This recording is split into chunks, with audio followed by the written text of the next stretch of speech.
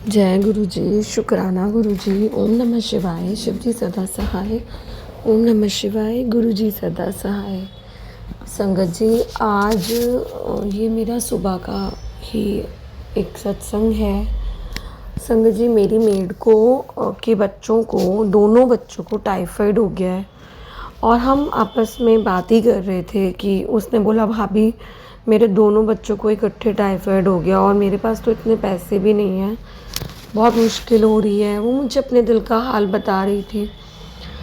हालांकि हम अपने मेड की पूरी हेल्प करते हैं और हमसे पहले भी उसने पैसे ले जा चुकी है और आगे भी हमने यही बोला है कि तुझे जो भी दिक्कत हो तो हमें बता, जो हम कर सकते हैं हम करेंगे। लेकिन आप ये करिश्मा देखिए। कहते हैं ना, गुरुजी कहते हैं कि अगर परिवार से एक बंदा भी मेरे पास आता है तो मैं पूरे परिवार को ब्लेस करता हूँ। और संगत जी, हमारे लिए वो मेड नहीं है, क्योंकि वो 8-10 सालों से हमारे पास है। तो जब वो भी एक परिवार का सदस्य ही बन जाता है, मेड बन जाती है। चाहे कोई ऐसा, हम कभी फ़र्क करना भी नहीं चाहिए कि वो गरीब है तो आप उसको काम वाली ही समझोगे। हमें कभी उसको काम वाली समझा ही नहीं, अपने परिवार का हिस्सा ही समझा है। तो संगत जी, और गुरु पास से भी कोई बात छुपी नहीं है। वो देखते हैं कि हम कैसे उसकी मदद करते हैं, हर टाइम उसके लिए खड़े रहते हैं।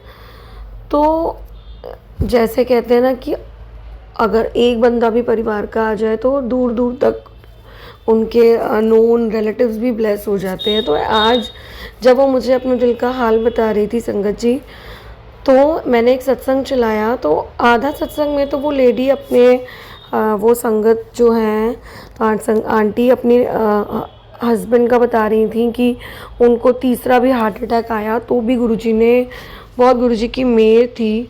तो जब वो मुझसे अपनी बात शेयर करने लगी तो मैंने सत्संग पॉज कर दिया।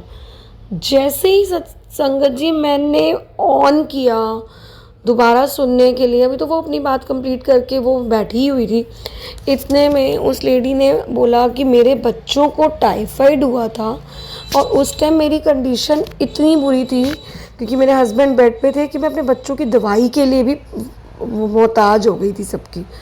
तो फिर गुरुजी के आगे बैठी, स्वरूप के आगे बैठी, तो गुरुजी ने मेरे मन में ख्याल डाला और उन्होंने मुझे मेरे मन में ये बात डाली कि तू बिल्कुल चिंता मत कर, तू अपने बच्चों को बड़ी इलायची का पानी दे।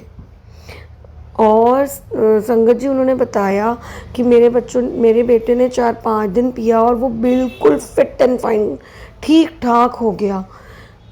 तो संगत जी, मेरी मेड का नाम संतोष है। मैंने उसको बोला, संतोष देख, गुरुपाक कितने अच्छे हैं और देख तू यहाँ आती है, कब से आ रही है, उन्हें पता है कि तू भी हमारे परिवार का हिस्सा ही है।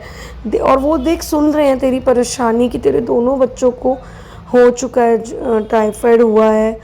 देख उन्होंने कैसे सत्संग के थ्रू ये सल्यूशन सुनाया। और तू भी अब यही करना, मोटी इलायची का पानी देना सुबह शाम, और तू विश्वास रखियो गुरुजी पर। संगत जी, वो भी हमारे घर में माता रानी को बहुत, हमारे साथ माता रानी को बहुत मानती है, गुरुपा को बहुत मानती है। वो हमेशा पूछती है, भाभी आप किसके सत्संग सुनते हो? तो मैं बोलती हूँ, गुरु महाराज जी हैं, गुरु जी हैं, बहुत दयालु हैं, सबकी सुनते हैं बहुत। तो उनको बहुत जल्दी अपनी संगत पर तरस आता है। तो वो हमेशा ऐसे मुझसे पूछती है और आज गुरुजी ने उसके बच्चों को भी ब्लेस किया।